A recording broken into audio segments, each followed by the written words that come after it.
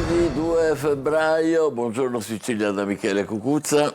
Buongiorno da Luca Ciliberti. Tra i nostri argomenti di questa mattina, la campagna dell'INAIL contro gli infortuni domestici, una guida insolita e suggestiva che si chiama Parlami d'amore, è un libro, e il podcast di domani a teatro a Catania alla vigilia di Sant'Agata. Cominciamo con i servizi a Niscemi, dove al momento non piove, primi segnali di ripresa, oggi riaprono le scuole, c'è ancora paura perché la frana continua a muoversi anche se non ci sono stati più crolli e nel quartiere più colpito però è rimasta intatta una croce, immagine di resistenza della comunità. A una settimana esatta dalla frana che ha ferito Niscemi, il paese si risveglia sotto un sole pallido, un segnale di tregua dopo 48 ore di pioggia incessante che hanno fatto temere nuovi crolli lungo il fronte del dissesto. Con il miglioramento del meteo, i vigili del fuoco sono tornati sul costone per nuovi sopralluoghi, all'indomani del crollo della palazzina di 3 piani rimasta per giorni in bilico prima di cedere. Al momento non si registrano ulteriori collassi di edifici, ma il versante continua a muoversi, si segnalano distacchi di terreno anche nelle ultime ore che impongono una rivalutazione costante delle condizioni di sicurezza. L'attenzione resta concentrata soprattutto sulla zona rossa, la più esposta, dove si valuta il potenziamento dei sistemi di monitoraggio per garantire la sicurezza dei residenti, delle squadre di soccorso e delle forze dell'ordine. Dopo oltre una settimana di stop forzato, il sindaco ha disposto la riapertura delle scuole, un segnale importante per la città e per le famiglie colpite dall'emergenza. Già firmato la revoca dell'ordinanza di chiusura, quindi riapriranno le attività didattiche, rimarranno chiuse 3 scuole, con un grande lavoro per riposizionare tante classi e verificheremo se c'è l'assistenza psicologica, c'è tanta attenzione soprattutto per i nostri bambini, per le insegnanti e dobbiamo ripartire. Niscemi intanto ha già accolto anche Cateno De Luca, il leader di Sud Chiama Nord ha lanciato una proposta per affrontare l'emergenza abitativa, 50 milioni di euro per acquistare case sfitte nel centro urbano e assegnarle alle famiglie costrette a lasciare le proprie abitazioni, una soluzione che secondo De Luca consentirebbe di dare risposte rapide agli sfollati e allo stesso tempo sostenere l'economia locale. E mentre il paese prova a ripartire, nel quartiere Sante Croci resta un'immagine che racconta più di ogni parola la forza di Niscemi. Tra macerie, crepe e strade ferite, la croce che ricorda la frana del 97 è ancora lì, in piedi. I rilievi tecnici confermano che non ha ceduto nonostante i movimenti del terreno e i distacchi del versante. Oggi quella croce diventa un punto di riferimento silenzioso per gli abitanti, un simbolo di resistenza, un segno che si ostina a resistere dove tutto sembra instabile. E adesso vediamo con Luca Ciliberti che cosa raccontano questa mattina i quotidiani su Niscemi. Ovviamente tanti articoli, tante pagine dedicate a questa tragedia, parliamo con l'apertura della Sicilia, centropagina, Niscemi, altri pezzi di case nel vuoto e la frana continua a camminare, questa è la notizia inquietante, diciamo, la quale bisogna tenere conto. La città fantasma è anche isolata, la viabilità disastrata, oggi riaprono le scuole come abbiamo sentito nel servizio e allora andiamo a vedere che cosa comporta questa apertura delle scuole, lo facciamo dal quotidiano La Repubblica, nelle cronache nazionali con gli inviati, angoscia e psicologi, perché il tema è proprio questo, il ritorno tra i banchi dei bimbi di Niscemi, cioè quale sarà l'impatto del rientro a scuola. I piccoli delle scuole in zona rossa spostati in altri istituti, dopo il trauma li faremo sentire al sicuro. Legato in qualche modo alla cultura, c'è un racconto che è arrivato in questi giorni proprio da Niscemi, c'è una delle tante case in zona rossa, una di quelle che si vedono in bilico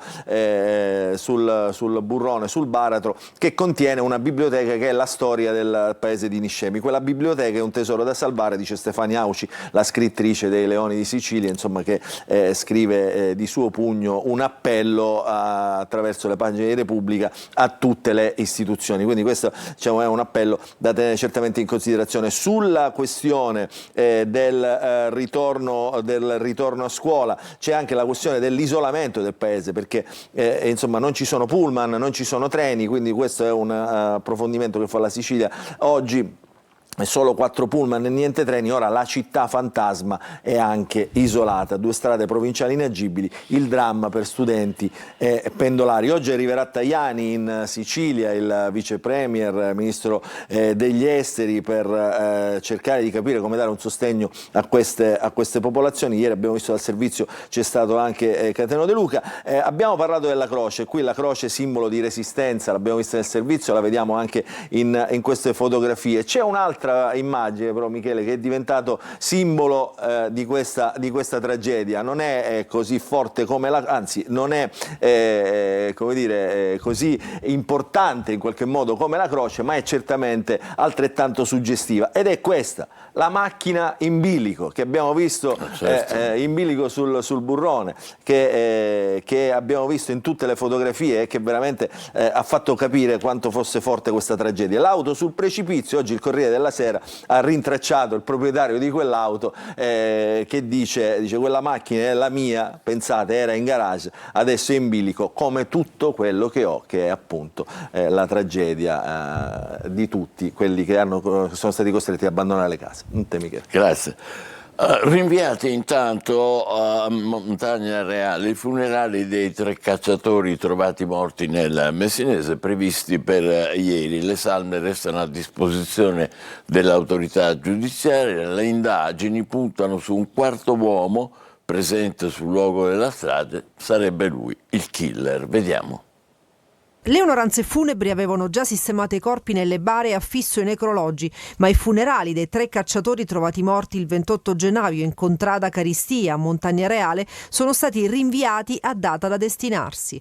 Alle famiglie è stato comunicato che le salme restano a disposizione dell'autorità giudiziaria, che non ha ancora concesso il nulla osta.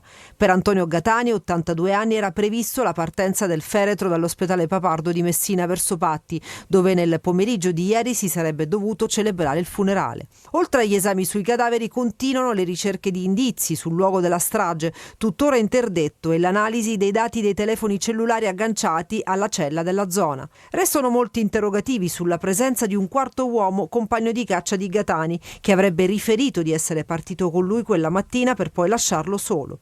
L'autopsia ha escluso l'ipotesi di suicidio o incidente. Tutte e 3 le vittime, Gatani e i fratelli Giuseppe e Davis Pino, di 44 e 26 anni, sono state colpite frontalmente da colpi d'arma da fuoco, uno dei quali è esploso a distanza ravvicinata.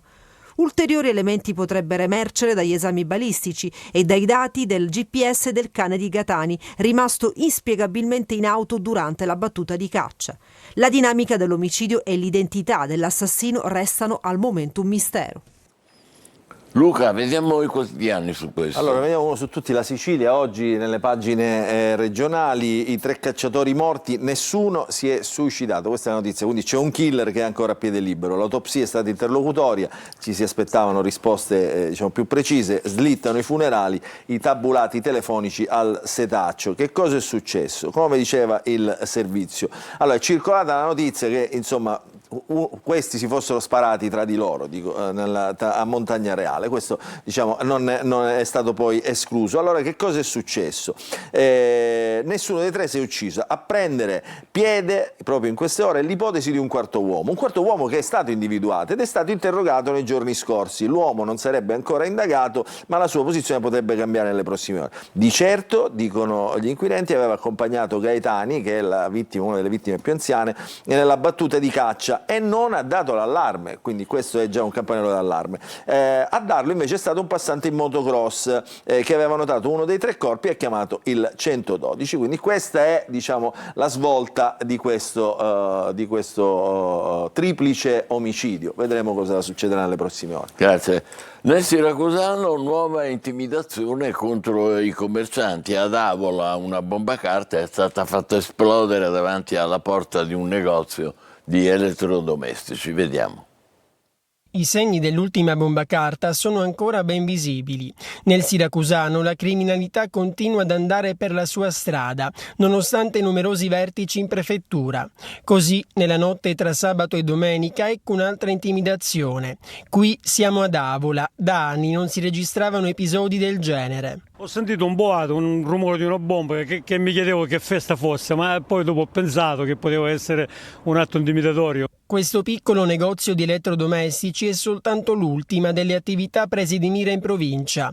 Sui social intanto è subito arrivata la solidarietà della sindaca Cannata, che ha scritto: colpire chi lavora significa colpire la libertà, l'economia sana. La richiesta poi è sempre la stessa: più controlli. Ci vorrebbero sì più controlli e giustamente più forze dell'ordine comunque, sai, in giro, insomma, qualcosina del genere. Ci vorrebbero, sì. No. Ma voi commercianti vi sentite sicuri? Potrei dire sì, potrei dire di no. Dalle immagini delle telecamere, polizia e carabinieri dovranno dare un volto e un nome a chi ha posizionato l'ordigno rudimentale. Una deflagrazione nel mezzo della notte che qui hanno sentito tutti.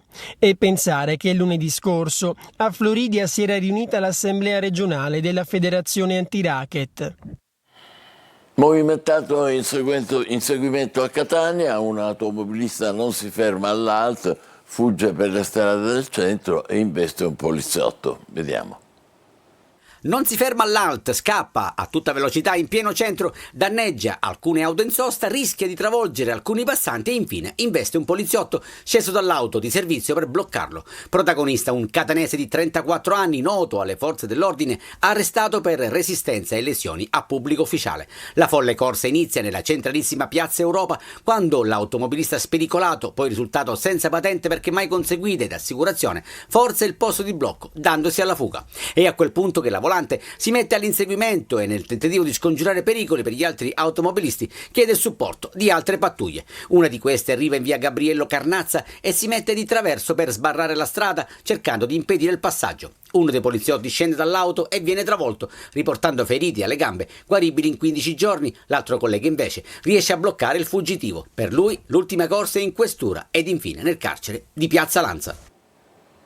Calcio, dopo la sconfitta di Potenza con il Sorrento, il Catania si interroga sulla differenza di rendimento fra le partite interne e quelle esterne, i particolari.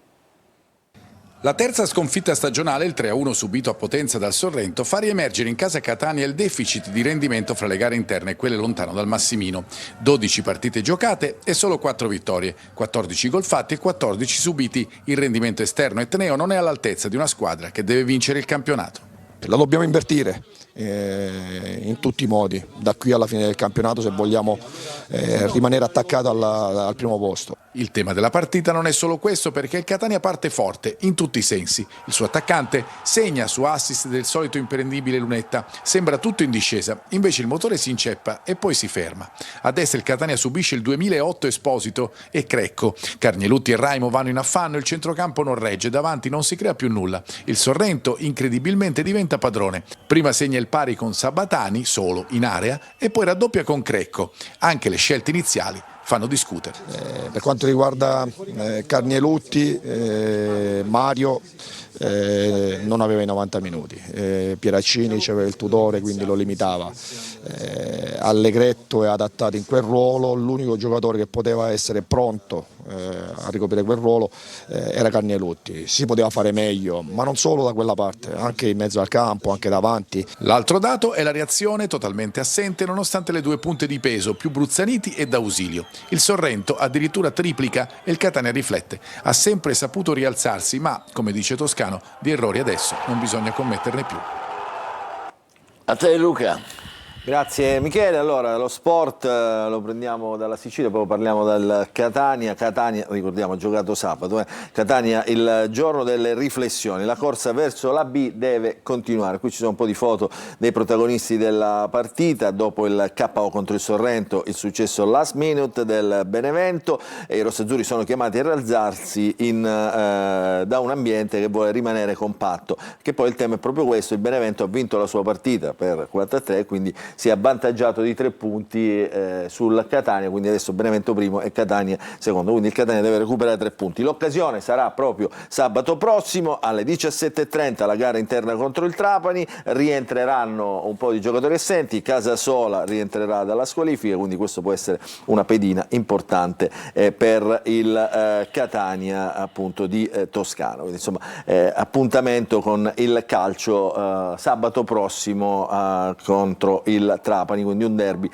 atteso. Andiamo a vedere invece gli altri giornali, partiamo dalle prime pagine, quindi il Giornale di Sicilia, abbiamo detto poc'anzi parlando di Niscemi che oggi arriverà a Tajani oggi sarà a Palermo, il vice premier, leader di Forza Italia, perché per aiutare le imprese siciliane, certamente in agenda anche il tema Niscemi. Il ministro e leader di Forza Italia oggi a Palermo, dopo i danni per il ciclone salviamo economia e turismo, quindi il ciclone Harry, Niscemi, insomma tutti i danni che il dissesto idrogeologico e in questo caso il maltempo stanno causando. La frana si muove ancora, l'abbiamo visto, e continuano i distacchi. La pioggia e il vento non è cessato di battere sulla Sicilia in questi giorni, quindi col maltempo ci sono stati altri crolli, altri danni nell'isola, in particolare a Carini e a Butera diciamo, ci sono state delle emergenze e dei disagi.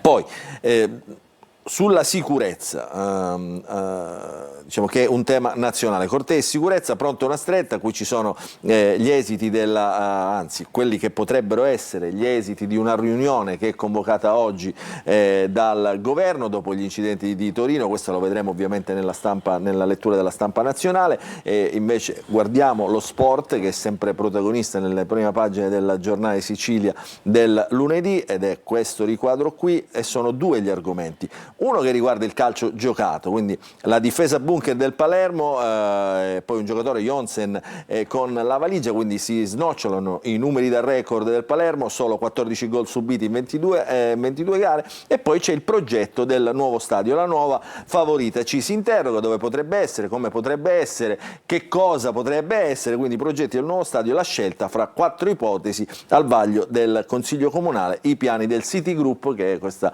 società multimilionaria proprietaria del Palermo per il Barbera del futuro, e qui ci sono un po' di ipotesi, insomma chi vorrà per curiosità può sfogliarle nelle pagine del Giornale di Sicilia. Questa è la prima pagina. Andiamo a vedere invece la prima pagina della Gazzetta del Sud, eccolo qua. Un'apertura diciamo che riguarda la cronaca nazionale, arrestato l'aggressore dell'agente, i fatti sono quelli di Torino, del corteo di Escatasuna, mentre diciamo, le notizie che riguardano la Sicilia le troviamo tutte a centropagina. Niscemi, la frana avanza ancora, crolli e smottamenti sui Nebrodi, e poi l'anno giudiziario di Messina con i dati che diciamo, ritornano sulla prima pagina, in crescita estorsione, peculati, violenze sessuali e omicidi stradali. Questa è la fotografia che scatta la giustizia messinese, la giustizia peloritana appunto a Messina e nella sua provincia. Messina tra l'altro in questi giorni è interessata anche da una dialettica politico-elettorale, perché potrebbe dimettersi il sindaco. Che succede? Si andrebbe a voto anticipato, il toto candidati nelle coalizioni, quindi in attesa dell'annuncio ufficiale le posizioni, viene in questa analisi diciamo, del collega, del cronista Caspanello, ci sono tutte le posizioni, diciamo, chi potrebbero essere i candidati nel centrodestra e nel centrosinistra. È una partita che poi diciamo, proietta direttamente alle elezioni regionali del 2027, cioè sono grandi manovre che a Messina insomma, cercano di smuovere un po' il clima delle coalizioni.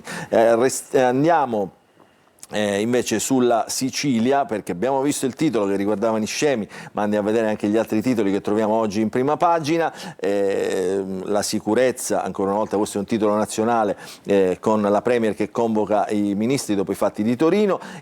In taglio alto c'è tanto sport, il Catania che ha perso il primo posto, l'Enna che frena l'Igea, e poi la Nissa, qui siamo in Serie D, e poi il racconto del cantautore ragusano Caccamo, insomma, che insomma, si racconta dalle pagine della Sicilia. Vediamo dentro invece, c'è un articolo che riguarda una questione che ha fatto polemica in questi giorni, ed è l'Etna. Una domenica di tormenta, i due versanti restano isolati. Quindi sabato apre la stagione sciistica, andiamola a vedere subito in pagina. Allora, dobbiamo un attimo ritrovare la pagina. Comunque, sabato apre la stagione turistica, rivediamolo qua, allora non c'è la pagina, lo riprendiamo in prima pagina. Quindi sabato apre la stagione turistica. Domenica, e quindi caos. Nel pomeriggio arriva la bufera, caos sulla Mareneve. La bufera continua, caos anche a Nicolosi, quindi Etna Nord e Etna Sud, i due versanti restano isolati, adesso c'è il maltempo, si attende bel tempo, e quindi gli sciatori potrebbero come dire, approfittare di questi giorni per godersi del vulcano, quindi diciamo i giorni anche di festa di Sant'Agata, che sono giorni insomma anche di allerta per la sicurezza. Questa è la Sicilia nella pagina di Catania, quindi Sant'Agata scatta il piano di sicurezza. Oggi siamo al 2 febbraio, la festa nei giorni clou 3, 4 e 5, ovviamente noi la seguiremo. Ieri è stata assegnata la Candelora d'Oro, l'onoreficenza cittadina, quest'anno andata al sovrintendente del Teatro Massimo Bellini Giovanni Cultrera, quindi ieri c'è stata questa cerimonia. Poi però insomma la polizia, la questura è al lavoro insomma con un piano speciale per accogliere migliaia di fedeli, devoti e turisti che si riverseranno a Catania proprio in questi giorni. C'è un'iniziativa, i taxi a 10 euro dalle 10 alle 20 nei giorni della festa. Era stata diffusa ieri inizialmente una notizia che questa iniziativa si sarebbe prolungata fino al 12, invece è stata accorciata al 6. Evidentemente i tassisti si sono fatti i conti e quindi hanno accorciata fino al 6, diciamo, è valida fino al 6 febbraio.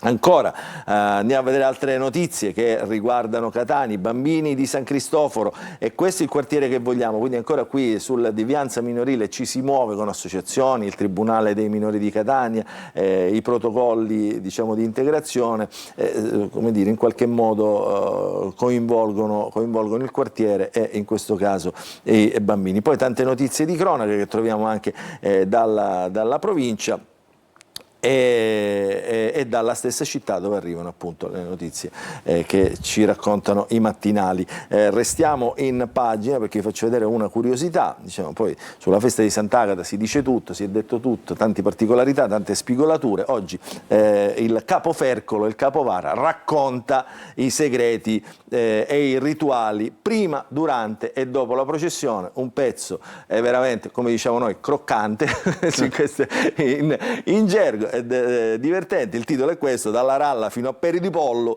vi svelo tutti i segreti del fercolo, quindi parla Claudio Conso, insomma davvero divertente anche questo articolo che trovate tra le pagine della Sicilia di Catania. Bene, grazie. Adesso diamo un'occhiata alle strade per vedere il traffico di questo lunedì mattina. Qui siamo al Tondo Gioeni e direi che il traffico c'è, ma scorre come al solito, qualche semaforo pedonale, ma il resto è regolare. Tra l'altro è una bella giornata oggi. Questa è via Vincenzo Giuffrida, vedete come sempre il traffico maggiore in entrata. Anche qui si vede bene che sono i semafori pedonali giustissimi che rallentano un po', ma il flusso è continuo. Bellissima questa immagine dell'Etna, malgrado quello che ci raccontava un attimo fa Luca, estremamente suggestiva con questo cielo azzurro. Chissà se oggi si riuscirà a sciare. salire. Speriamo di sì, perché poi insomma o da un versante o dall'altra. Comunque è bellissimo visto anche da qua l'Etna, e questa è Taormina splendida, mare calmo, insomma oggi da questa parte della Sicilia finalmente c'è un po' di quiete. Facciamo una breve pausa e poi rassegna stampa nazionale ancora con Luca Ciliberti.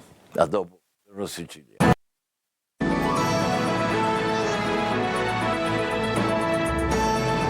Buongiorno Sicilia, la rassegna stampa dei quotidiani nazionali con Luca Ciliberti.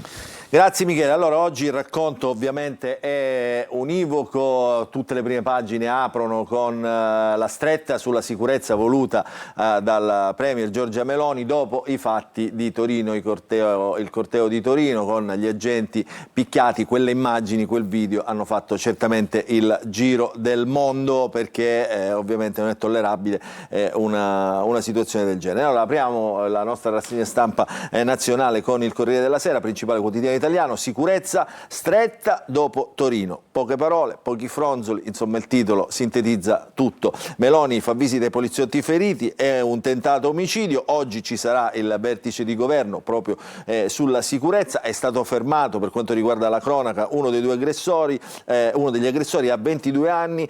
Ovviamente questo è un tema caro alle forze di centrodestra. La Lega innanzitutto rilancia la cauzione per i cortei, mentre responsabilmente anche la leader dell'opposizione telefona alla Premier Giorgia Meloni per dire: questo è un problema comune a tutta l'Italia, non ci si può dividere.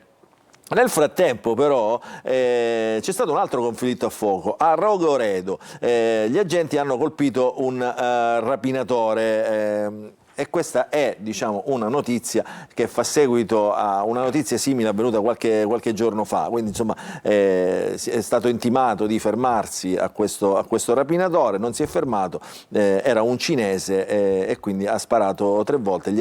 Lui ha provato a sparare agli agenti hanno risposto e lo hanno ferito. Quindi questo è un altro tema che riguarda la sicurezza e la sensazione di insicurezza che si sta diffondendo anche nelle città. Quindi questo è tutto il racconto. Poi c'è la cronaca internazionale: drone russo su un bus, strage in Ucraina, uccisi 12 minatori, e a centropagina la foto di Alcaraz che vince il torneo degli Australian Open battendo Djokovic. Parliamo di tennis ovviamente. Andiamo a vedere però, perché il racconto da fare oggi è proprio sulle notizie che riguardano questa vicenda della Meloni che è andata dai poliziotti feriti, parlando di tentato omicidio. Guardate, questo è uno dei poliziotti feriti con la Premier Giorgia Meloni, che si riconosce ovviamente, stringe la mano, sono omoni, come si direbbe in questo caso, che hanno attutito in qualche modo i colpi. Oggi si riunisce il governo per il decreto sicurezza, sul tavolo lo scudo penale e il fermo preventivo, quindi sono questi i temi, e poi la stretta e le misure sui cortei che diventano in questo caso il nervo scoperto. C'è anche la testimonianza, sempre la prendiamo dal Corriere della Sera, di uno di questi agenti feriti: dolore alla coscia mentre mi colpivano, ho protetto solo la testa. Ma la notizia che testimonia questo agente aggredito è: loro sono molto organizzati, quindi non sono cortei pacifici, non sono certamente cortei che manifestano idee, ma sono organizzati proprio per aggredire in qualche modo e picchiare. Voglio tornare al lavoro prima possibile. Questo è un'altra della parte della testimonianza di questo agente. Ritorniamo sulle prime pagine e ci spostiamo su Repubblica, stretta sulla sicurezza, vedete titolo uguale a quello del Corriere della Sera: Meloni visita l'agente ferito in guerriglia, la telefonata di Schlein che dice però non strumentalizzate questi fatti, appunto, e il lavoro sul nuovo decreto, tensione sul fermo preventivo e per la cauzione per manifestare. C'è ovviamente, in questi giorni, lo dico con un sorriso perché molti lo rimettono in pagina o di spalla o con un richiamo o con un riquadro, la questione dell'angelo col volto di Giorgia Meloni, della destra tra gli angioletti e gli arcangeli. Questo è il commento di Ceccarelli, che è davvero divertente, ironizza su questa questione. Ieri il restauratore è stato abbastanza anche lui ironico, però ha quasi confessato in qualche modo. Poi c'è un'altra notizia che arriva dagli Stati Uniti, anche questa non è cosa da poco, per questo la Repubblica la mette in prima pagina. Ieri ci sono state le elezioni in Texas, in uno degli stati ultratrampiani, e ha vinto un democratico, il candidato democratico. Questo perché c'è malcontento, no? Infatti Donald Trump crolla nei sondaggi e anche nelle urne reali in Texas, dove le presidenziali aveva vinto con un larghissimo margine. I repubblicani perdono tutti tutte le elezioni per coprire i seggi vacanti. I democratici hanno conquistato sia il seggio al Senato statale sia alla Camera federale, dove si assottiglia ancora il margine di vantaggio a maggioranza repubblicana, quindi adesso sono 218 con 214. A minare la popolarità del presidente americano è la protesta contro l'ICE e lo stato dell'economia, quindi l'abbiamo raccontato tante volte anche attraverso le nostre rassegne stampa. Andiamo a vedere invece la Stampa Quotidiano di Torino, al centro, diciamo, del racconto di questo corteo. A Torino matrice eversiva.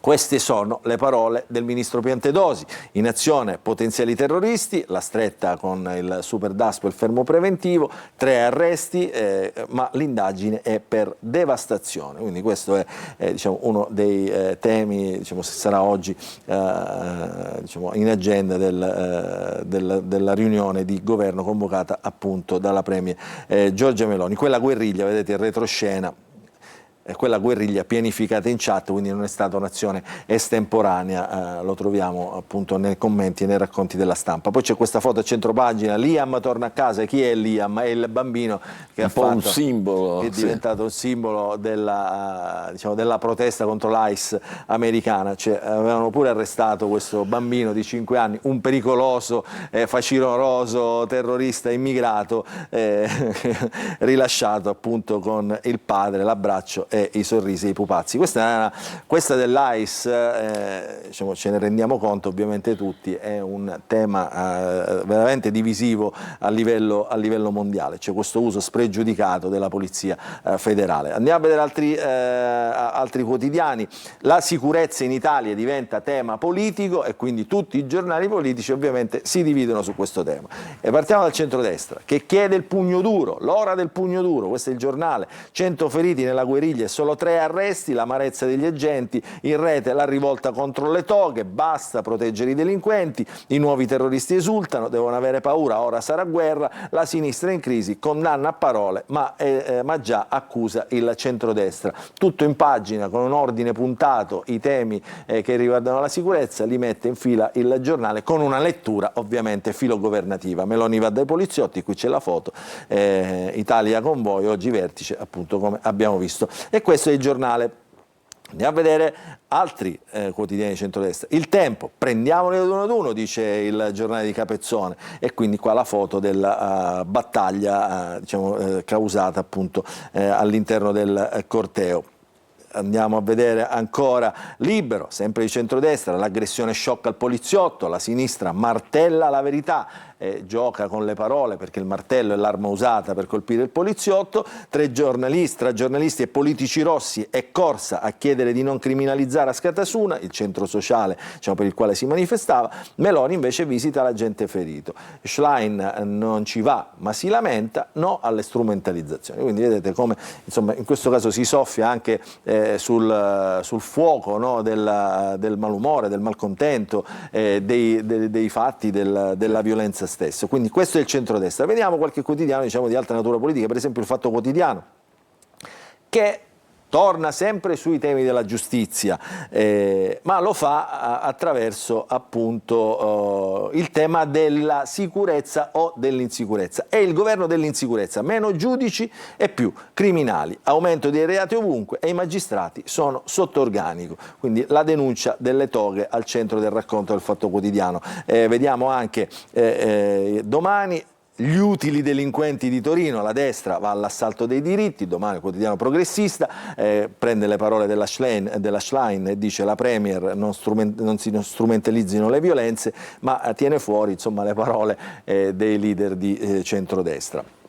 Abbiamo l'ultimo quotidiano che è un quotidiano economico con il Sole 24 Ore nella sua apertura fredda del lunedì. Guerre, alleanze e crisi, ecco le paure degli europei. Ovviamente queste paure che diciamo, vengono espresse con un'indagine su Iran, Ucraina, Gaza e Groenlandia tra italiani, francesi, inglesi, tedeschi, danesi che temono i conflitti e appunto tutto quello che succede nell'economia reale, nella tasca dei cittadini europei che in questo caso devono fare fronte a tutte queste crisi mondiali. A te Michele. Grazie, Buongiorno Sicilia continuerà fra pochissimo con un tema importante, gli infortuni domestici e la campagna per evitarli assicurandosi, lanciata dall'INAIL di Catania. State con noi. Buongiorno Sicilia.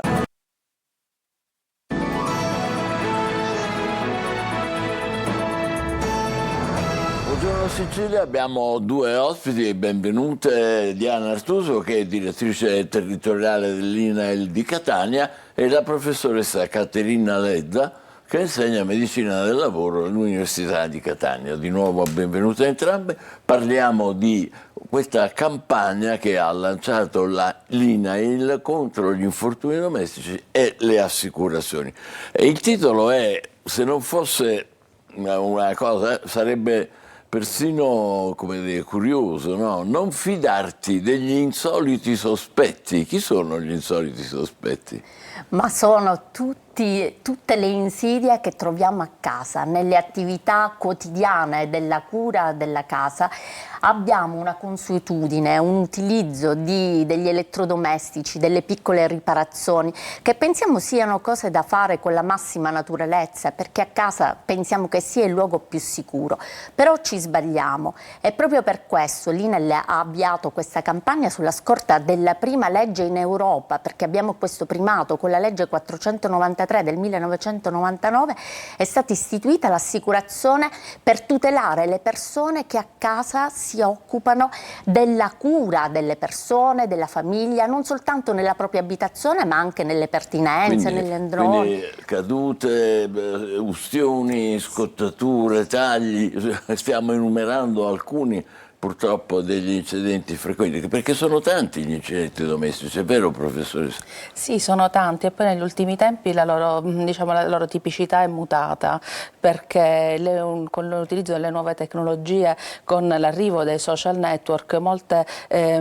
persone hanno iniziato ad aprire dei profili social pubblicando le modalità in cui fanno le varie pulizie, le varie azioni, e spesso sono delle attività molto pericolose, perché più l'attività è pericolosa, più like, più persone raggiunge, e con l'utilizzo sia di sostanze tossiche come per esempio degli acidi oppure qualcosa di simile forse stiamo vedendo, sì, no? Come degli acidi senza gli opportuni dispositivi di protezione individuale. Ciò può provocare sia delle ustioni per esempio alle mani, ma anche per esempio lì non hanno i guanti, quello mette le dita e che sappiamo che cosa sta toccando. Questo, infatti è acido tamponato, che probabilmente non è il massimo per le mani di una persona.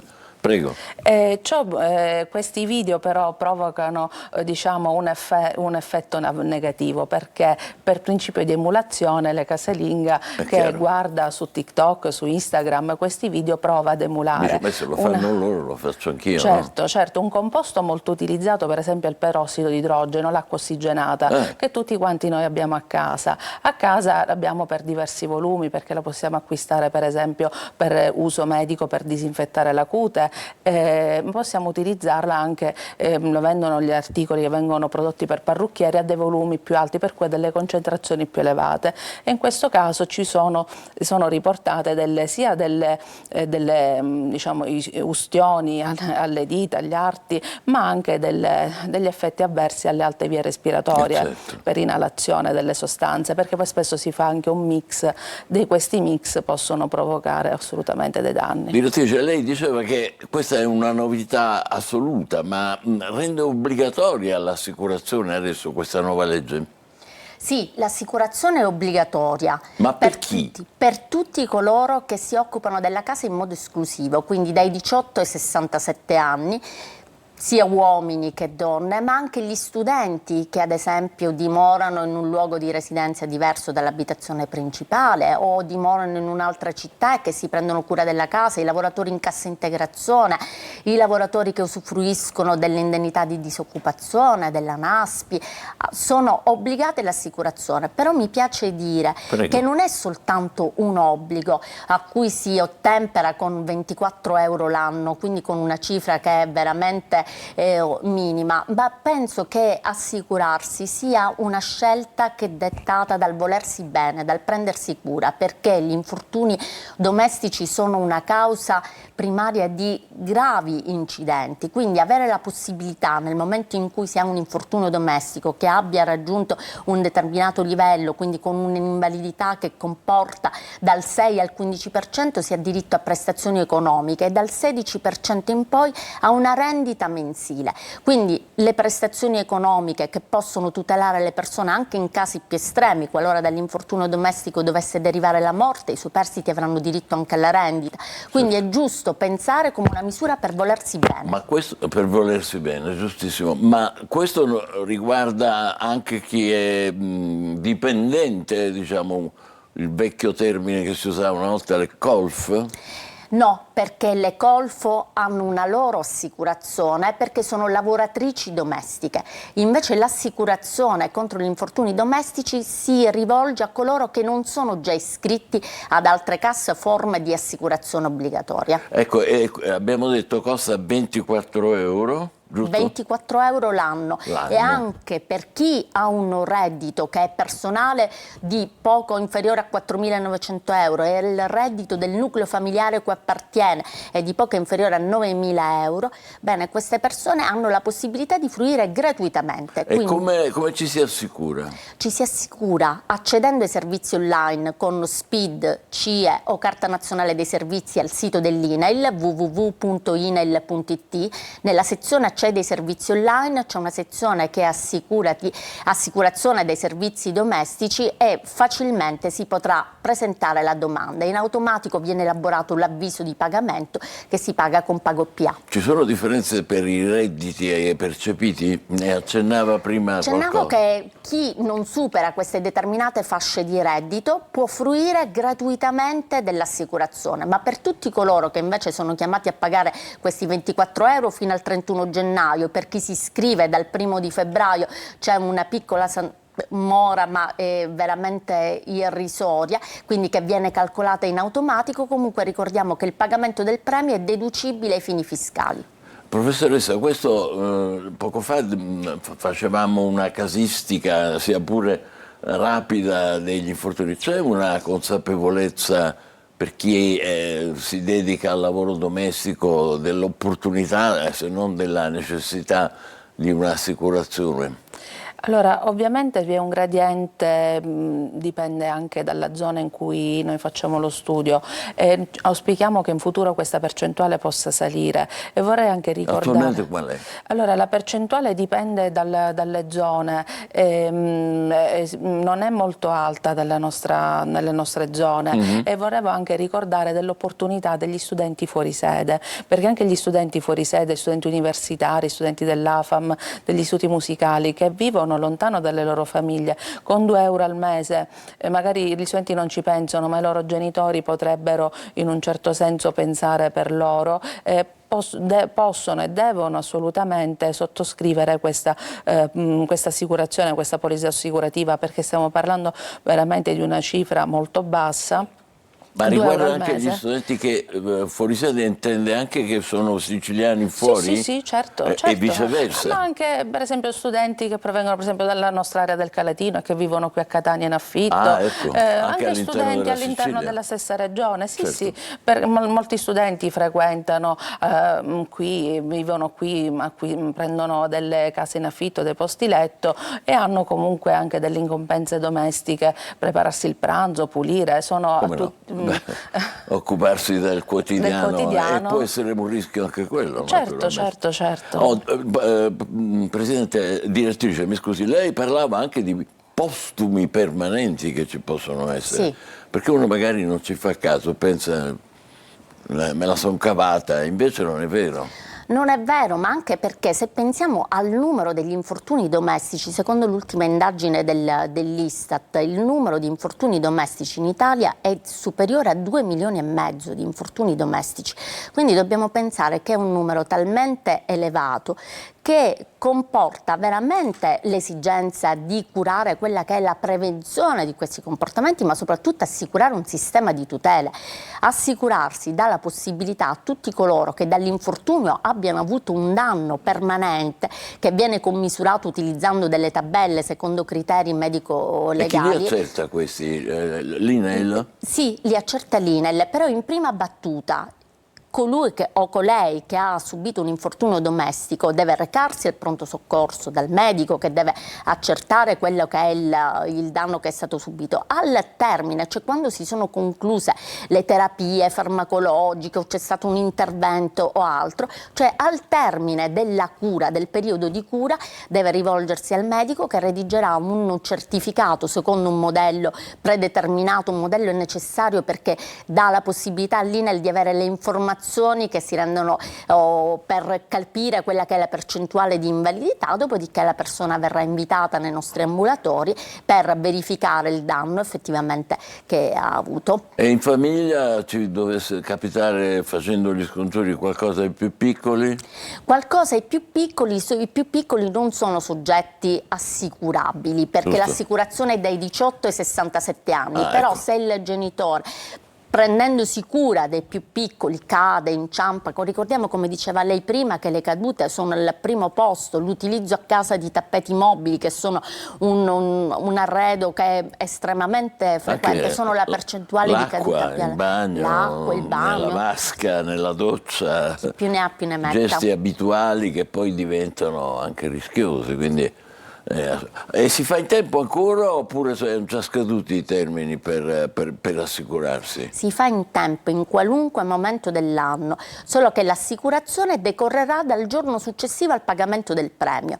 È estremamente importante focalizzare l'attenzione sul fatto che si viene tutelati solo ed esclusivamente se il premio è stato pagato, perché a differenza delle altre tipologie di lavoratori dove vige un principio che si chiama il principio di automaticità delle prestazioni, vale a dire che le prestazioni vengono erogate indipendentemente dal fatto che sia stata attivata la posizione contributiva o previdenziale, per gli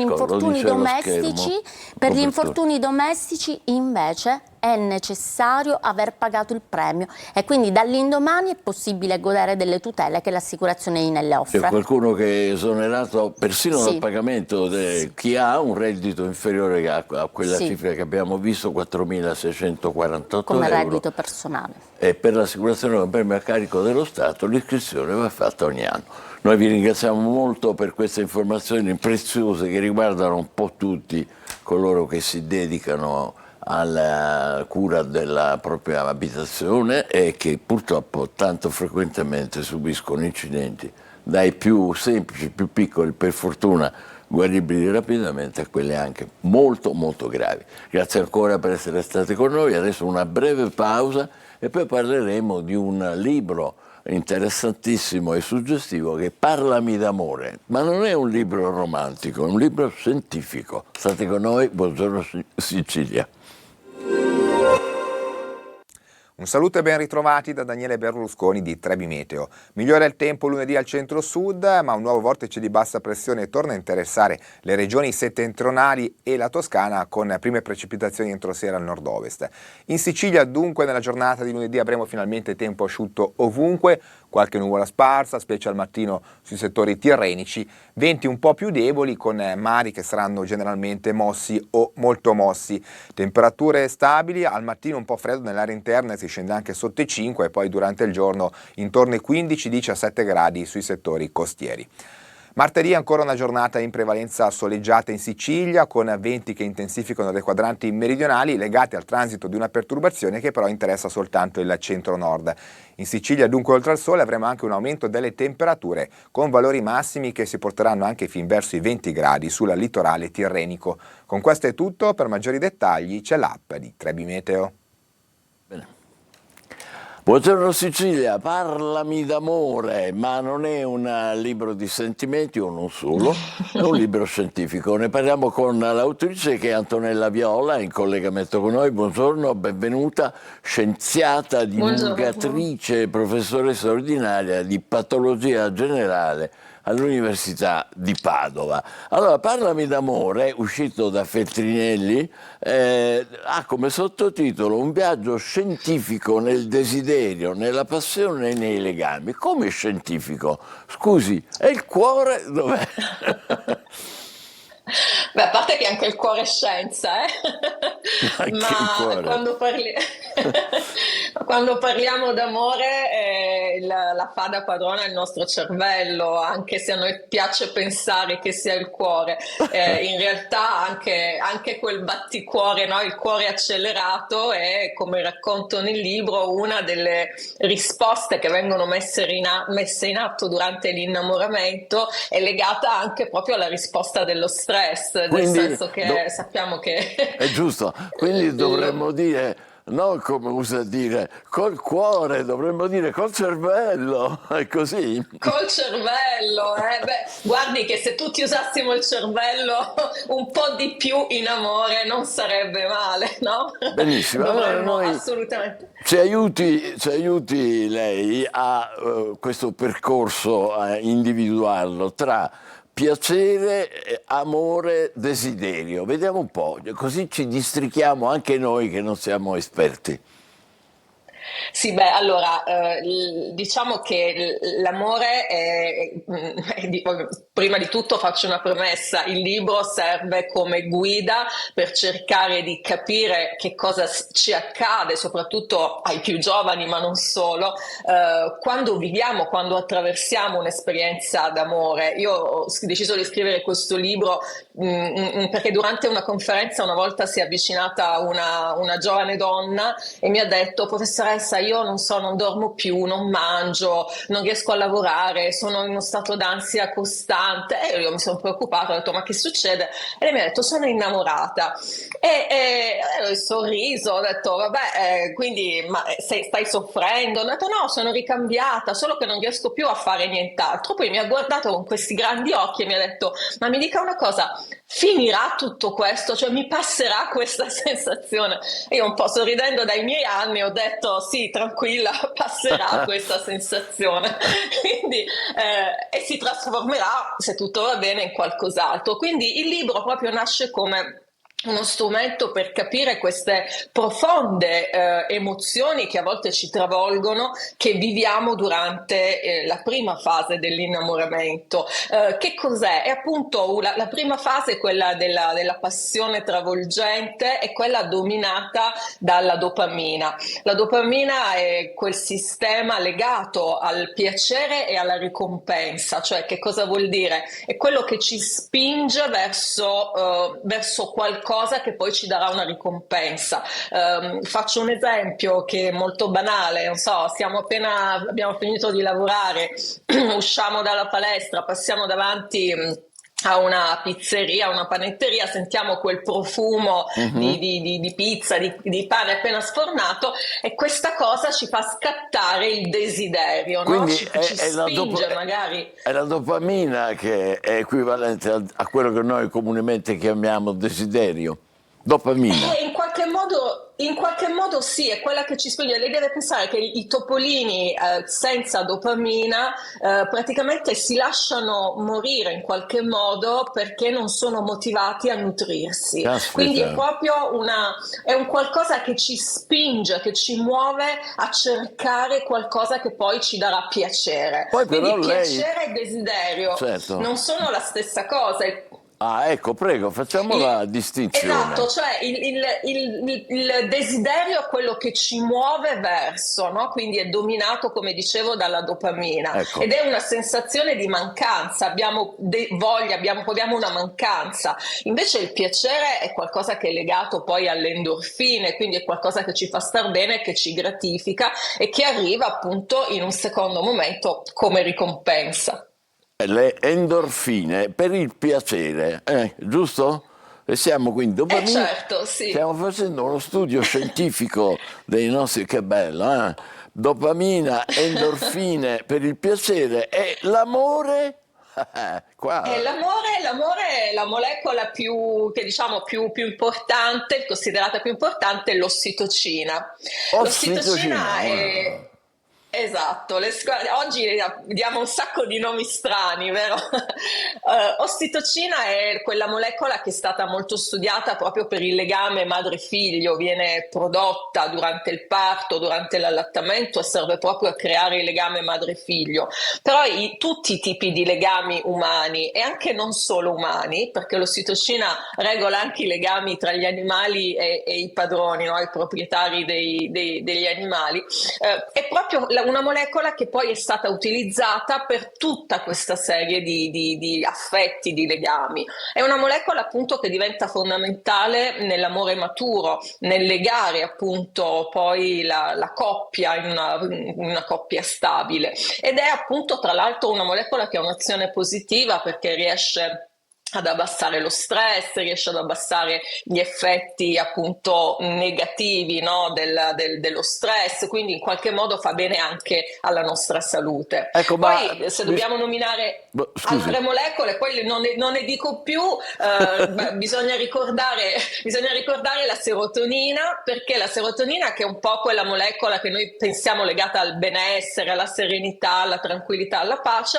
la serotonina cala durante l'innamoramento ed è il motivo per cui siamo così, no, anche agitati, quasi ossessionati, come raccontavo dalla giovane donna che mi ha avvicinato. E poi invece quando l'amore diventa stabile, più maturo, i suoi livelli aumentano, ed è uno dei motivi per cui per esempio quando siamo vicini alla persona che ci ama e che amiamo ci addormentiamo più facilmente, no? È una cosa che abbiamo sperimentato tutti quanti, ci viene più sonno. Se ci viene sonno non è che il nostro compagno è noioso, ma che vuol dire che ci fa stare bene, ci fa stare sereni. La serenità, sì. Ma mi scusi, a questo punto questo viaggio scientifico sentimentale è veramente affascinante, però c'è anche il momento in cui la relazione si inceppa e non è infrequente. Che succede allora dal punto di vista della scienza, diciamo? Allora, prima di tutto dipende, nel senso che le relazioni, come sappiamo, si possono rompere con serenità o si possono rompere portando dolore, e il dolore dovuto a questa rottura può essere anche un dolore molto intenso che può avere delle conseguenze importanti sul nostro corpo, su proprio la salute del nostro corpo, anche proprio sul cuore, sul sistema cardiovascolare, sul sistema immunitario, quindi può essere vissuta come una crisi. Ovvio, non è sempre così, per fortuna, in altri casi lo riusciamo a vivere con serenità. Quello che racconto nel libro è anche come, secondo la scienza, secondo una serie di ipotesi scientifiche, questo possa dipendere anche dal tipo di legami che abbiamo vissuto e sviluppato nella prima parte della nostra vita, no? La teoria dell'attaccamento, come esperienza. Cioè il punto è se siamo strutturati per riuscire a superare una separazione o se non lo siamo. L'ultima cosa che le chiedo, purtroppo starei con lei delle ore, ma il nostro tempo a disposizione è limitato. Tutto questo naturalmente non deve farci pensare, questa riflessione, questo studio scientifico, che questo significa più meccanicismo, meno libertà, meno consapevolezza, c'è tutto scientifico, boom boom boom. Allora dove sta la mia libertà, la mia individualità? Prima di tutto, secondo me, la libertà passa attraverso la conoscenza. Se noi conosciamo come funziona e quali sono le reazioni del nostro corpo, questo è un grande aiuto, naturalmente. Conosciamo meglio noi stessi e così siamo anche più liberi di essere felici. Grazie a Antonella Viola, scienziata, divulgatrice e docente di patologia generale all'Università di Padova, che ci ha parlato di Parlami d'amore, che è il suo libro più recente, un viaggio scientifico nel desiderio, nella passione e nei legami, come vedete, edito da Feltrinelli. Grazie ancora, buon lavoro. Grazie a tutti, buona giornata. Ecco, noi adesso torneremo dalle nostre parti, parleremo della imminente festa di Sant'Agata, con una iniziativa che vede coinvolte le nostre reti e anche la nostra struttura online. Punto Agata. State con noi, buongiorno Sicilia.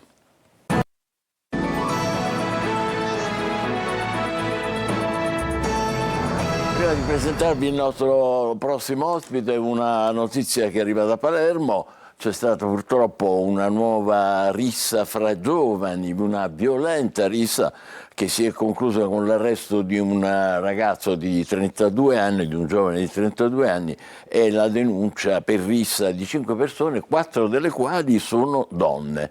All'origine ci sarebbe una controversa relazione sentimentale tra due diciottenni che poi è diventata, dicono i carabinieri, miccia di tensioni e rivalità. E un altro particolare che insomma incuriosisce e sconcerta: 3 donne si sono aggredite fra loro colpendosi anche con caschi da motociclista e quindi naturalmente ferendosi. Questa è la rissa di Palermo. Invece noi con il nostro ospite Giovanni Sant'Angelo, che tutti voi conoscete e che ringraziamo per essere qua, parleremo di un clima molto più disteso, che è quello che come dire, andrà in scena, potrei dire, domani al Gatto Blu alle 17 a Catania. E il punto si chiama Punto Agata. Perché? Che cos'è? Punto Agata è il titolo appunto di questo talk, che poi è un talk che ha, diciamo, la base è quella del podcast, no? Però un podcast a teatro, quindi un pubblico che sarà presente. Beh, allora abbiamo cui contribuiamo noi come Antenna Sicilia, poi Telecolor e naturalmente anche Sicilia Web. Sicilia Web, assolutamente fondamentale. Ecco. Appunto si è fatto uno studio su Sant'Agata, perché come abbiamo raccontato qualche giorno fa appunto sui social, si parlerà di Sant'Agata non proprio, più che altro dopo lo studio fatto su Sant'Agata si parlerà della coerenza di Sant'Agata, della sua vita, della sua fede, della coerenza che ha avuto, no? E ne parleremo con 10 ospiti che saranno presenti appunto domani sera, che racconteranno la loro vita, la loro esperienza, la loro visione di impresa. Quindi ricordiamoci che Sant'Agata, voglio dire, in questi 3 giorni viene raccontata appunto è la festa, è la sua festa, ma la cosa importante da poter dire è che Sant'Agata vive tutto l'anno, no? E questa coerenza, la coerenza della sua vita, vorremmo poterla trasmettere ai giovani. Quindi vedere negli ospiti quali sono stati i loro punti di forza, di coerenza. Vogliamo accennarne qualcuno, magari non so fare tutta la lista, però... Assolutamente, abbiamo Flavio Flazio, Lorenzo Tripi, Lucia Giuliano, dietro ogni comunicazione. Quindi questi sono esperti di comunicazione, diciamo. Più che altro sono talenti giovani, imprenditori che hanno deciso di fare della Sicilia, a parte la loro casa, anche il punto fermo della loro attività. Quindi diventa proprio un messaggio, poter trasmettere, poter far credere ai giovani che la nostra terra ha un futuro. No? Non dobbiamo tutti andare via, ma dobbiamo restare qui e poter credere. Anche dal punto di vista imprenditoriale, non è soltanto turismo, che bella la Sicilia, il turismo, questo è sacrosanto, però ha anche una sua, come dire, forza. Assolutamente, andare a conoscere, come ho già detto prima, la loro visione di impresa, quello che loro hanno fatto, la loro coerenza, la coerenza che hanno avuto nella loro vita, nel poter creare la loro realtà lavorativa qui in Sicilia. Sono tante. E qualche altro nome vogliamo farlo? Lorenzo Pesce, leggo Alberto Tomaselli. Abbiamo anche Stefano con la S, l'Elfo. Stefano con la S. E c'è rapper ci sono. Sì, assolutamente. Come Elfo, Antonio Paratore e Corrado Finocchiaro. E anche questi hanno i loro punti fermi, no? Sì, sono tutti giovani. Parliamo di ragazzi veramente giovani che hanno creduto nella Sicilia e hanno avuto appunto questa idea, dice perché andare via, restiamo qui e non solo, diamo un futuro anche ai nuovi giovani che si formano negli anni, no? Che decidono di restare, di poter credere nei loro sogni e nei loro progetti. C'è un personaggio che mi sta particolarmente a cuore, che è Gino Astorina. Gino Astorina, assolutamente. Che anche lui ha i suoi punti fermi. È il padrone di casa, no? Il padrone di casa. Sei tu insieme con Giulia Tipo. Giusto? Giulia Tipo, saremo insieme e condurremo questa serata, questo intrattenimento che sarà veramente, veramente piacevole. Quindi voi farete che cosa? Domande, riflessioni? Assolutamente, come la chiave del podcast, no? Quindi ogni ospite sarà poi sul palco, lo accoglieremo, però sai è un clima molto informale, cioè l'ospite deve essere a suo agio, si deve trovare veramente come se fosse nel salotto di casa propria, no? E il bello del podcast poi è questo, poter fare delle domande dirette, e anche i tempi sono importanti, no? Quindi saranno domande veloci, ogni intervista avrà una sua durata, però la bellezza è proprio questa, no? Domande veloci, dirette, chiare, e risposte ovviamente che siano esaustive. È una caratteristica, lo dico così, ma chi frequenta come dire, un po' ai margini il podcast è questo tipo moderno di intervista, di conversazione che si usa in rete. Seguitissimo tantissimo dai giovani, cioè Esatto. I giovani ormai seguono tanti podcast, ma tutti, no? Ovviamente è diventato un messaggio anche molto chiaro, no? Lo facciamo. Quindi trasferire il podcast a teatro è una bella scommessa. È una bella scommessa, è un esperimento anche veramente molto bello, quindi vedremo un attimo, perché avremo un pubblico, no? Un pubblico dal vivo. Quindi avete direttamente la... Saremo lì, parleremo un po' con gli ospiti, un po' anche con il nostro pubblico. Ma i cercheremo like di lì coinvolgerli. come li mettono? Non lo so, le vedremo. visualizzazioni. I like saranno gli applausi che faranno, ovviamente gli applausi tu lo sai sono anche le approvazioni, no? Quindi certo. se apprezzeranno quello che ascolteranno, il che siamo sicuri di questo, faranno dei grandi applausi. Ma il senso quindi complessivo dell'iniziativa è quello di volere essere un po' un esempio, tracciare un po' anche un'indicazione per i più giovani? Sì, assolutamente, e poter anche, ti dirò di più, no? Poter avvicinare, abbiamo studiato le storie di questi nostri ospiti, no? Molti di loro hanno creato la propria azienda qui in Sicilia e questa è stata la chiave per poter avvicinare giovani che magari prima erano andati via dalla nostra terra in cerca di lavoro fuori. Poi scoprendo queste realtà, hanno creato queste aziende, questi giovani sono ritornati da noi. Quindi è bello poter lanciare un chiaro messaggio e poter far vedere, stiamo facendo questo appunto per parlare della loro coerenza, in maniera indiretta parleremo anche di Sant'Agata, ma poter avvicinare tutti i giovani che magari sono fuori e credere nella nostra terra.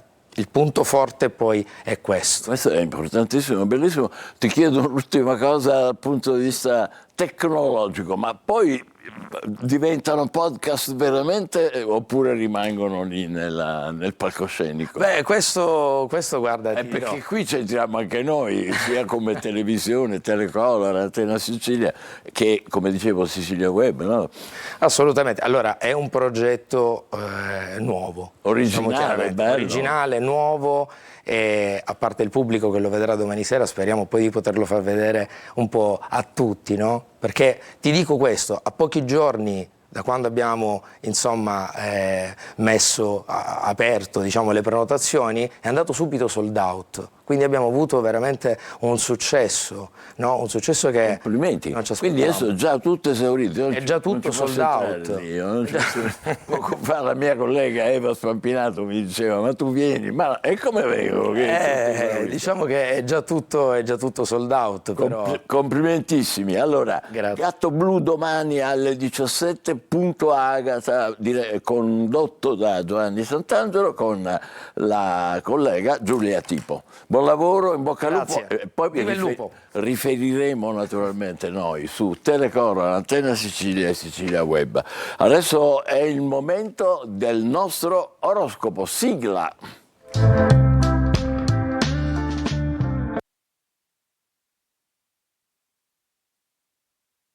Perché salutavo l'ospite, mi siedo e introduco il nostro Marco Amato.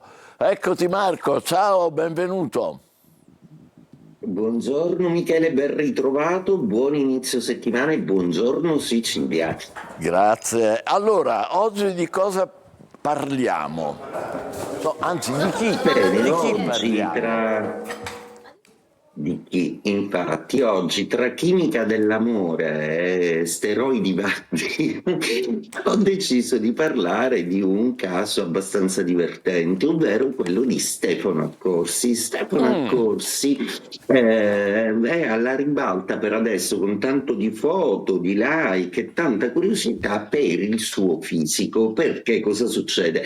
Per interpretare un personaggio in questo film che si chiama Le parole non dette, interpreta il ruolo di una persona molto appassionata di palestra, per cui sfoggia un fisico assolutamente palestrato. Tra i complimenti e gli apprezzamenti, Stefano Accorsi, da bravo Pesci, quindi con una sensibilità molto forte, dice: non sono mica un perennial, ecco, un po' prendendo in giro con questo neologismo il fatto che non è una questione di cavalcare bene il tempo, ma semplicemente che si è allenato in maniera professionale proprio per avere il tono più idoneo per interpretare il personaggio. Allora, un po' come ha fatto Joaquin Cortés, che è dimagrito moltissimo per Joker, o come ha fatto Christian Bale, che ha cambiato tantissimo il suo fisico in relazione ai ruoli. Cosa accomuna tutto questo? Il fatto che sono delle persone nate sotto il segno della metamorfosi. I pesci è un segno che per adesso sta salendo alla ribalta, proprio perché dopo 14 anni Nettuno, il loro pianeta, ha liberato il suo cielo. Nettuno passa in Ariete, per cui i pesci si sensibilizzano di nuovo protagonisti della scena. Auguri a Stefano Accorsi e tanta curiosità per questo nuovo film. Cosa succede però oggi nel cielo? Vediamo un po' con questo Nettuno, dio dei mari, che si sposta e si tuffa in Ariete, segno di fuoco. Dunque, proprio per Ariete si acquisisce una maggiore capacità di intuizione, una grande anticipazione del futuro, e gli Ariete sembrano essere proprio quelli che prenderanno il comando. Toro, per voi una sfida molto importante oggi, perché la Luna è Leone quadrata, opposta alla compagine di pianeta in Acquario, quindi dovete decidere su qualcosa di importante. Gemelli, per voi tutto lo zodiaco oggi è decisamente molto più sereno, visto che venite da un momento abbastanza instabile, visto che non trovate le parole giuste e vi sentite un pochino disadattati, ma passa presto. Cancro, la Luna oggi problematica e difficile. Leone è proprio davanti ai vostri occhi, quindi la vostra dea, il vostro asso della manica, vuole farvi decidere su qualcosa di importante, ma che riguarda soprattutto l'amore e i sentimenti. Non siate troppo petulanti, però. Leone, oggi voi siete più complicati di tutti, proprio perché volete vivere un po' alla grande, avete delle grandi aspettative, ma dovete fare i conti con la realtà. La vostra è proprio una pretesa di vivere bene, un po' vi si addice. Che Vergine, oggi sorprese inaspettate, quindi potreste sentire intorno a voi qualcosa che cambia, ma senza troppe avvisaglie, quindi appunto, come dicevo prima, sorprese. Bilancia, per voi oggi è una sfida molto piacevole, proprio perché si ritrova il gruppo, la squadra, la comunità, e anche al lavoro andrete molto meglio anche in amore, visto che Venere è dalla vostra parte. Scorpione, per voi oggi è una giornata un po' tesa, luna di quadratura molto forte tra la tensione Leone e Acquario, perché oggi dovrete rinunciare a qualcosa. Sagittario, proprio voi non rinunciate proprio a nulla, anzi acquisite sempre di più. I complimenti da tutti i collaboratori e amici, proprio perché avete operato molto bene ultimamente. In amore non trovate mai le parole, ma è più bravo il partner a tirarle fuori. Capricorno, per voi oggi è una giornata in cui si ha un bivio, si deve prendere una decisione importantissima, soprattutto perché avete 5 pianeti davanti in seconda casa, quindi cosa fare di tutto il malloppo? E beh, lo deciderete proprio oggi. Acquario, questa luna d'opposizione per voi è un grande quesito. Oggi dovrete fare pace tra le passioni e le abitudini del quotidiano, la routine, tutto quello che comunque non può essere cambiato da un desiderio, per quanto forte sia. Pesci, il vostro cielo esprime una grande capacità artistica e creativa, ancora alla ribalta soprattutto al lavoro, perché Saturno è felicemente ancora con voi e diventa una pietra miliare nel vostro lavoro. E detto questo, auguro a tutti un buon lunedì e un felice inizio settimana. Caro Michele, è sempre un piacere. Auguro buona giornata. Grazie Marco. Marco Amato con noi. Adesso un'occhiata ancora ai giornali con Luca Cilibetti. A te. Allora Michele, sì, velocemente 2 notizie, 2 curiosità, insomma, eccole qua, le immagini, a me viene da ridere su questa cosa perché... Sì, anche a me, molto. Onestamente. Però il Vaticano pare che l'abbia preso molto sul serio. Sì, in effetti sì. Però questa è l'immagine, attenzione, che non si era vista fino a questo momento, perché diciamo era sparita, non c'era nelle foto. Questa è quella, diciamo, a destra, eccola qua, quella rifatta. Che è qui la foto della Premier Giorgia Meloni, diciamo, con quello che dovrebbe essere il profilo raffigurato, eccetera. Diciamo che assomiglia molto a quella fotografia. Questa invece, però, guardate a largo, l'immagine... Sì. Di Vittoria Alata, che non è un angelo, attenzione, non è un angelo, dicono gli storici e i critici d'arte. Giusto. Quindi l'immagine del 2000 non assomigliava alla Premier. Questa da qui si vede e diciamo questa dovrebbe essere... ma allarga il titolo, come dice Vittoria Alata, non somigliava alla Premier. L'immagine ecco. del 2000 non somigliava alla Premier. Era Vittoria Alata, non era un angelo, quindi qua gli storici insomma adesso sono entrati diciamo dentro proprio le specifiche di questa storia, che certo fa davvero sorridere, dico, non fosse altro perché non è una cosa serissima, no? Insomma è una chiesa importante di Roma. Poi andiamo a vedere l'ultima curiosità sugli spettacoli. Esce per la serie Rai L'Invisibile, che racconta insomma l'ultima settimana di Matteo Messina Denaro, interpretato da un bravissimo attore che è Ninni Bruschetta, e quindi che in questo caso in un'intervista a Repubblica dice insomma come è riuscito a calarsi nel male, quindi recitare e schierarsi di un peso. Questo è Ninni Bruschetta, insomma sarà interessante insomma capire anche qualche aspetto, diciamo, ci sarà Levante anche, ci sarà Levante, quindi insomma una serie diciamo tutta siciliana, che lei è siciliana e andrà a Sanremo. Bene, noi ci fermiamo qui, continueremo ancora, ma il tempo è proprio finito. Buona giornata, appuntamento con il nostro telegiornale TG Sicilia alle 13:30. Grazie, buongiorno Sicilia.